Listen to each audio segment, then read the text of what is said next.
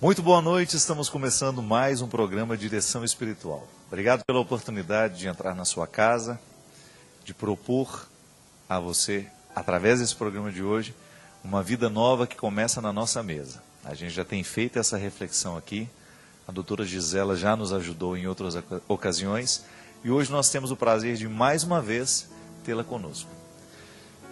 Numa oportunidade para refletir não só o alimento que nós comemos, mas as consequências que ele pode ter no nosso organismo. Consequentemente, tirando muitas vezes a qualidade da nossa vida, retirando de nós a disposição para o trabalho, né? Quantas vezes a gente reconhece que nós estamos indispostos, que nós não estamos trabalhando como nós poderíamos trabalhar, e muitas vezes essas causas estão escondidas, porque nem sempre a gente faz a pergunta certa. Boa noite, doutora. Boa noite. Pois é, eu estou tão entretida. Mas não é verdade? Às vezes a gente não acha a resposta porque não fez a pergunta certa, Com né? certeza. A última vez que você esteve aqui, você falava que a nutrição busca uma solução não do efeito, né? Sim. Mas da causa. Exatamente. Vai no anterior de exato. tudo, né?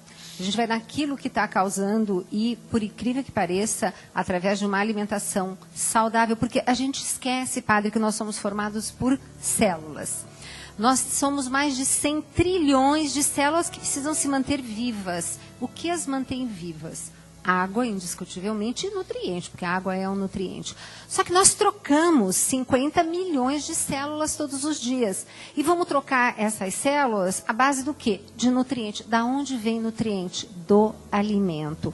Não de produto alimentício, tá? É aquilo que eu batalho. Eu acho que eu vou vir 200 vezes no seu programa e eu vou repetir assim, 201. É o alimento, quanto mais próximo da natureza, melhor. Ali é que está o nosso nutriente, sabe? Principalmente nas verduras, nos legumes, nas frutas. Ali você tem tudo que a gente precisa para ter um equilíbrio, porque a gente precisa de pelo menos 44 diferentes nutrientes do que a gente conhece hoje. Então, é muita coisa. Então, não dá para aquela mesmice de comer todo dia a mesma coisa, naquela monotonia alimentar, né? Doutora, você sabe que todas as vezes que você vem aqui, eu sempre fico curioso para saber como é a comida lá na sua casa. Falar com o Dr. Roque. O Dr. Roque está satisfeito? Feliz? Falei para ele, perguntei para ele se de vez em quando ele não corre para tomar um leitinho escondido, ele falou que não gosta. Exato. Não, mas é verdade, ele até me lembra, falou assim, Gisela, você lembra aqui? Porque eu, antigamente, era como qualquer pessoa, achava que tinha que tomar meus 3 copos de leite duplos por dia. Para manter o cálcio. Para poder ter cálcio, porque era essa a ideia que eu tinha e me ensinaram isso, inclusive na faculdade, né, de nutrição. E hoje, através dessa nova visão da ciência, né, você vê que o leite de antigamente não é mais o leite de hoje, né? Porque hoje as vacas, antigamente, se o senhor lembra do seu tempo de interior, as vacas davam 60 dias de leite por ano. Hoje elas dão 300. A troco de quê? De quando elas começarem a se secar do leite, elas são inseminadas artificialmente para continuarem grávidas e grávidas darem mais leite. Então, tomamos leite de vacas prenhas, né, grávidas. E você sabe o que é interessante também? É que o cálcio acabou sendo reinventado, né, podemos dizer assim, nessa descoberta de alimentos que são ricos em cálcio e que a gente nem sabia. Eu não sabia, por exemplo, que o brócolis tinha cálcio. E, padre, só que tem uma coisa. A natureza é sábia. Deus faz as coisas perfeitas. Então, o que acontece? Não importa eu consumir o cálcio, eu tenho que botar esse cálcio dentro do meu osso. E o que leva o cálcio para dentro do osso? Vitamina D e mais 24 nutrientes. Vitamina D só no sol ou tem outros lugares? Infelizmente na suplementação, porque nós não temos fontes de vitamina D. A vitamina D, ela é fruto... Mas ela é cumulativa, não? Posso tomar sempre, não? Não. Na verdade, o que acontece? Nós precisamos, para formar a vitamina D, do sol, o sol que também não é mais o mesmo, por causa da camada de ozônio, aquela coisa toda. Eu não posso tomar sol mais, por exemplo. Exato. E a gente põe um protetor solar. Só que o que eu digo, um câncer de pele é muito mais complicado de tratar do que, de repente, uma hipovitaminose no caso da vitamina E. Então evita o sol, tá né? Todo mundo, inclusive eu deixo aqui um alerta. Vá ao médico, peça para fazer esse exame. Ele se chama 25-hidrox vitamina D. E esse é o exame que quantifica quanto de vitamina D você tem. E lá no consultório, Roque testemunha, de cada 100 pacientes, 2 estão no nível de aceitação e perto do quase entrando para o deficiente. A Mariângela, uma amiga minha lá de Petrópolis, que trabalha, que tem a clínica Laboratório de Correias, ela sempre faço meus exames com eles. E ela estava me dizendo que a carência de vitamina D é uma coisa assustadora na população. E olha, do que a gente sabe, você sabe que eu estudo muito a nutrigenômica, né? Que é a linha que eu estou me especializando, que é a relação do nutriente dentro do nosso DNA, fazendo expressões genéticas, que esse é o que eu acredito que seja o futuro da nutrição, que é o que eu quero me especializar. Então, o que acontece? A vitamina D, do que nós sabemos hoje, ela entra no seu DNA e faz 60 expressões genéticas. E está todo mundo com baixa de vitamina D. A gente ouve na Europa o pessoal com depressão sazonal. Por quê? Porque no inverno não tem sol na Europa, então você fica com uma baixa de vitamina D, refletindo numa depressão. Porque a vitamina D pode influenciar na depressão? Sim, a totalmente. Carência? Sim. E uma série Olha, de gente, outras isso é coisas. interessante, hein? É muito importante. Eu sempre gosto de dizer isso. Existem depressões que são químicas. Isso. Não são, eu não tenho motivo para estar deprimido. Então, tem que fazer um exame de sangue para poder investigar se você não está ausente ou carente das substâncias, dos minerais, exatamente, que são responsáveis pela disposição, pela alegria, né? Exatamente. Porque a alegria é química. Exato. O amor é químico, tudo Exato. é químico. Então a gente precisa estar muito atento, porque tem muita gente deprimida porque falta vitamina D. Estou dizendo isso porque a Mariângela me deu essa informação que você agora tem corroborado. E eu achei muito interessante, porque eu nunca tinha me atentado. Interessante que quando eles vão lá em casa, eles sempre colhem o sangue de todo mundo. Colheram de 2 pessoas que trabalham comigo, as 2 estavam com baixas de vitamina D. vitamina Mas D. tá todo mundo. Outro dia eu peguei um adolescente, o ideal é entre 30 e 100. O adolescente tinha 4. E o menino estava todo para baixo, aquela coisa toda. Então Cabisbaixo. Existe uma explicação por que hoje as pessoas estão tão ausentes dessa vitamina? Tem. Primeiro que realmente, como o sol está incidido sobre a Terra por conta dessa camada de ozônio, já está difícil. Hoje não tem a quem camada saia. de ozônio impede essa passagem a da passagem correta do raio, que nos essa vai coisa produzir toda. essa vitamina. Mas isso é um pequeno ponto. O segundo ponto, que é o mais importante, ninguém mais está tomando sol. Na verdade, as pessoas estão se... Besuntados de protetor solar. E o protetor solar impede isso. Outra coisa que também está acontecendo, eu preciso também de quê? De colesterol. Por isso que gordura é importante, né? O colesterol é uma gordura. Bom ou ruim? O colesterol é bom, padre. Qualquer colesterol é bom. O problema é o excesso. Ah, entendi. Tá vendo como isso é bom a gente saber também? Entendi. Eu achava que colesterol era tudo ruim. Não, ele é tão importante que se você não comer nada de colesterol que vem de origem animal, seu fígado produz todinho necessário. Por quê? Porque sem o colesterol o senhor não forma uma célula. O colesterol é importante para fazer uma permeabilidade na sua membrana celular e deixar passar as coisas que deve. Senão a gente teria uma membrana toda rígida, entendeu? Então o colesterol é que é responsável por isso. Então o colesterol é responsável pela produção de todos os seus hormônios. Então, além disso, quando o sol mais o colesterol na sua pele, forma a tal da vitamina D. E hoje nós estamos com uma falta imensa de vitamina D. A tal da vitamina? Então, no caso, eu posso tomar uma cápsulazinha, como recomendação médica? Não. A gente tem que fazer o seguinte, tem que ver sempre assim, o que o senhor está precisando. Não tomar vitaminas e minerais por prevenção. Isso não existe. Ah, meu Deus. A gente só tem que tomar vitaminas e minerais naquilo que a gente está precisando. Então, veja bem, então vamos analisar por mim. Eu tomo diariamente 1 grama de vitamina C, 1 grama de zinco, tudo errado. E equinácea, que é para a minha imunidade. E eu tive um resultado muito bom de imunidade. Padre, primeira coisa, o senhor toma a vitamina C num comprimidão? É um comprimidinho. Pois é. Precisa ver se ela é de lenta absorção. Por quê? Então, vamos falar o que a população toma. Ela toma aquela pastilhona de 1 grama de vitamina C. Isso. O que você vai fazer? Você vai pegar essa pastilha e vai dividir em 5 pedaços. Porque o seu intestino só absorve 200 miligramas de vitamina C por vez. Então, quando a gente toma aquela pastilhona de 1 grama... Desperdiçou 800. Porque tem tanto ratinho gordo, né? Assim, forte, porque o esgoto está riquíssimo em uma série de coisas. Então, a gente está desperdiçando. A gente desperdiça. Os ratos vitaminados. Tão poderosos. Então, padre, no caso, vamos voltar para a vitamina D. No caso da vitamina D, então, primeiro, está com deficiência, eu gosto do meu paciente, veja bem, se está entre 30 e 100, dependendo do laboratório, eu acho que 30 não está adequado, apesar que o Roque briga muito comigo, eu falo assim, está dentro do padrão de normalidade. Eu falei, tá bom, mas dentro da minha visão nutricional... Tem que estar sobrando um pouquinho. Tem que estar sobrando um pouquinho, então eu gosto de estar 40, 45. Ok, nesse sentido, o que eu faço? Aí eu suplemento 1 mês uma carga para ver o quanto que sobe essa vitamina. Está dentro do padrão? Mantém. Porque o que acontece? Mas aí tem que fazer o exame regularmente para poder... Eu, depois de 30 6 em 6 dias... meses? Não. Depois de 30 dias de suplementação, eu já quero ver o quanto melhorou. Porque, padre... Não, mas então, eu digo assim, depois que estabilizou a vitamina D, digamos que alguém está assistindo, vai detectar que tem carência, vai ao médico. Isso. O médico vai acompanhar essa suplementação. Viu que regularizou. Parou.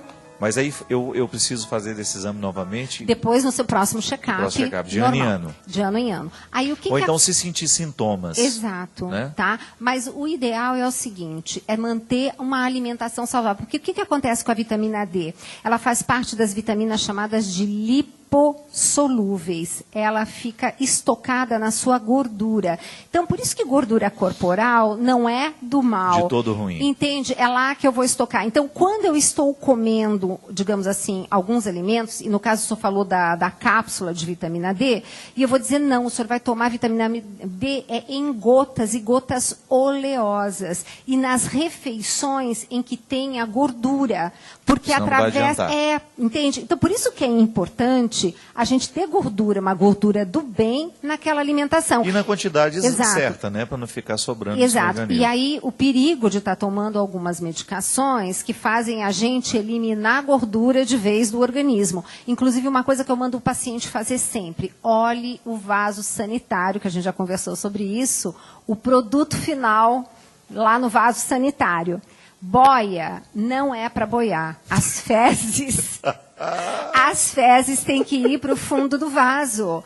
Porque se estão boiando, você está excretando gordura. E nessa gordura está toda a vitamina A, vitamina D, vitamina E e vitamina K. Entendeu? É o alfabeto inteiro. É o alfabeto inteiro, mas são só essas 4 que são as lipossolúveis, né? Fora os nutrientes, que são importantes também da gente estar consumindo com gordura, como, por exemplo, o licopeno do tomate. Por isso que naquela dieta do Mediterrâneo, o pessoal é tão saudável, porque além de comer molho de tomate, eles põem um fiozinho de azeite. Olha que inteligente. É tudo de bom, né? E aquela salada também, né? Que tudo, você faz com azeite. Não, gente, é tudo de bom. E fora o que eles andam, né? Só não pode ter o queijo. Mas aí o queijinho depois a gente conversa. Quando, né? A gente conversa depois sobre isso. Um queijinho de vez em quando faz bem. Me fala uma coisa, o que da nossa alimentação, que é comum na mesa do brasileiro, o que você considera um dos mais nocivos que a gente precisaria extirpar mesmo?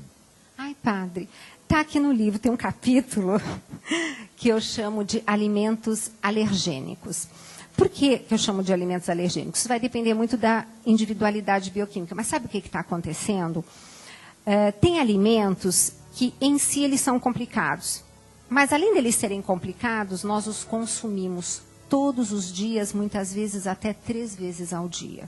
Então, é trigo, isso. Por exemplo? O trigo, o próprio leite e seus derivados, porque eles têm uma proteína que é de difícil digestão. Então, a gente estava falando do intestino, que eu acho que o intestino é um capítulo à parte. Inclusive, no livro eu dedico um capítulo inteiro só para ele. O intestino, ele é uma parede que separa aquilo que eu vou excretar e aquilo que eu vou absorver. Você me falou, em uma outra ocasião, que quando a criança está sendo formada, existe uma... Você tem, muito interessante aquilo. Você tem folículos embrionários, né? Daí, tanto que no livro eu coloquei uma figurinha com uns folículos embrionários, porque senão a pessoa fala, o que é isso, né? Então, é aquele óvulo que vai se formando e vai se dividindo. De uma daquelas divisões, uma hora sai o cérebro, que vem cá para cima, e o intestino que vem cá para baixo, Olha que interessante. na fase embrionária. Então, eu tenho aqui para cima sistema nervoso central e eu tenho aqui embaixo sistema nervoso entérico. Todos os neurotransmissores que eu sintetizo no cérebro, todos eu sintetizo no meu intestino. Eu tenho mais neurônios no intestino do que na medula. E de 50% a 75% do disparo do gatilho para o sistema imune começar a funcionar, partem do intestino. Gente, o intestino não pode mais ser olhado como um grande órgão excretor apenas. Ele é o nosso segundo cérebro. Então, olha só, ele é que vai definir o seguinte. Primeiro que é lá que é feito digestão, não é no estômago. A absorção de todos os tudo, digestão, que é lá. aquela tesourinha que corta aquele colar de pérolas que eu já mostrei aqui. E a absorção é no intestino. Então, o intestino, ele tem a capacidade, ele tem que ter essa capacidade de olhar para aquilo e falar assim, você é nutriente, entra, você é tranqueira, sai. Que foi, padre? Eu gostei da... Pois é, a capacidade seletiva... Ele é seletivo, né? Seletivo, a beça. Então, para isso, eu tenho que ter um intestino saudável como? Eu preciso ter uma parede intestinal íntegra, os tijolinhos todos grudadinhos, com cimentinho bem bonitinho, grudadinho um do lado do outro. Eu tenho que ter aquela chamada microbiota, que são aquelas bactérias intestinais. São aquelas que a gente toma vivo? Os lactobacilos, não? Mas não vindos do supermercado. Entendi. Tá? E sim de farmácia de manipulação. Isso porque essa palavra me assusta, lactobacilos vivos. Tenho medo disso. Pois é. Então, o que acontece? Primeiro que eu não sei se no transporte desse lactobacilos dentro daquele produto... Foram assassinados no trajeto. Morreram. Aí, fora isso, será que não acabou a luz no supermercado à noite por alguma razão? Por exemplo, em que alimento eu tenho fonte de lactobacilos vivos que não sejam os do supermercado? Pois é, na verdade, o que nós temos que fazer? Nós temos que cuidar muito bem da família que nós temos, tá? E hoje em dia nós temos esses lactobacilos, na verdade, na forma de pozinho que você toma e você recompõe a sua microbiota.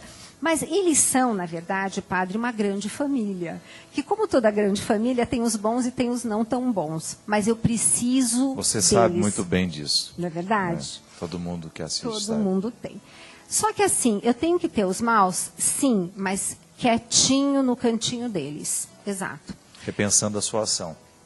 Eles precisam estar lá, cada um tem uma função, mesmo eles. Então, mas o que acontece? Os bons têm que estar em maior quantidade. Por quê? Porque aquela fibra que o senhor comeu no seu alimento, que não foi digerida, porque não era para ser digerida, é a celulose, é fonte de alimento, isso só vai adorar, é fonte de alimento para eles, eles comem. Os bonzinhos. Os bonzinhos comem aquela celulose, fermentam, e ao fermentarem, produzem o alimento da sua parede intestinal. Então, quem é responsável pela qualidade, da permeabilidade, da seletividade dessa parede, são as suas boas bactérias, tá? Tudo bem. E quando elas fazem essa fermentação, elas acidificam o meio ambiente e matam o excesso das más. Porque elas competem ambas pela mesma cadeira. Uma sentou, a outra perdeu. Então, é assim que a ordem é estabelecida no nosso intestino. Bom, mas aí a gente começa a comer uns alimentos que a gente não consegue digerir direito. Por quê? Porque o estresse que nós falamos no programa anterior, além de tudo, ele produz uma série de radicais livres. Esses radicais livres, para eu conseguir equilibrar no meu organismo, eu preciso desviar zinco, tá? Então, eu começo a desviar zinco das funções habituais dele para poder acudir os radicais que são do excesso de estresse. Então, eu gosto de usar a seguinte imagem. É como se meu corpo, então, entrasse numa guerra e eu tirasse o padeiro da padaria e mandasse para a trincheira. Então, a cidade está guardada, mas vai ter pãozinho na cidade? Não. Então, quando eu estou desviando o zinco para essa função, eu estou desviando de uma série de funções. Mas, quando eu estou falando de digestão, eu faço a digestão no intestino e a absorção no intestino, mas tem uma primeira coisa que eu começo a fazer no estômago, que é a primeira quebra da proteína. E para fazer isso, eu preciso de estômago ácido. Por isso, gente, cuidado tomando antiácido de bobeira. Porque, sem necessidade, sem né? necessidade. Então, a acidez do estômago, porque quando eu estou mastigando aquelas 30 vezes necessárias, né, padre? Sei. Tá melhor de mastigação? Tô um pouco mais calmo agora. Então tá. Quando eu estou mastigando aquelas 30 vezes, a minha língua reconhece quando está chegando proteína no meu estômago e manda essa informação para o meu cérebro. Meu cérebro vai e manda meu estômago fabricar ácido clorídrico para acidificar e liberar e despertar a enzima que vai começar essa quebra de proteína. Só que ácido clorídrico é zinco dependente. Então, quando eu estou com excesso de estresse, por que eu fico com dor de estômago? Porque nada funciona no meu estômago. Porque eu fico com falta de zinco e falta de ácido clorídrico. Então, se eu não começo a quebrar a proteína no estômago, ela vai inteira para o meu intestino e começa a criar aquela desordem naquele local.